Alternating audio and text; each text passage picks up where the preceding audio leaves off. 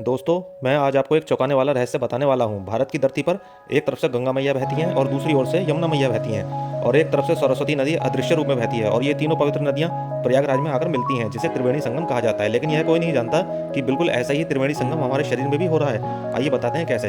अगर आप अपनी नाक के नीचे उंगली रखेंगे तो आप देखेंगे किसी एक नाक से ज़्यादा हवा बाहर आ रही है, या तो राइट या तो लेफ्ट। हमारे रीढ़ के राइट साइड पर पिंगला नाड़ी होती है और लेफ्ट साइड पर ईड़ा नाड़ी होती है और बीच में सुषुम्ना नाड़ी होती है, जिसमें से कभी ईड़ा नाड़ी काम करती है और कभी पिंगला नाड़ी काम करती है। योग की भाषा में ईड़ा नाड़ी को गंगा कहा जाता है और पिंगला नाड़ी को यमुना कहा जाता है और सुषुम्ना नाड़ी को सरस्वती कहा जाता है। अगर आपकी प्राणवायु बाई नासिका से बाहर निकल रही है तो इसका मतलब आपकी ईड़ा नाड़ी सक्रिय है और ईड़ा नाड़ी के सक्रिय होने पर आप शांत महसूस करते हैं। इसी तरह अगर आपकी प्राणवायु दाई नासिका से बाहर निकल रही है तो आपकी पिंगला नाड़ी सक्रिय है।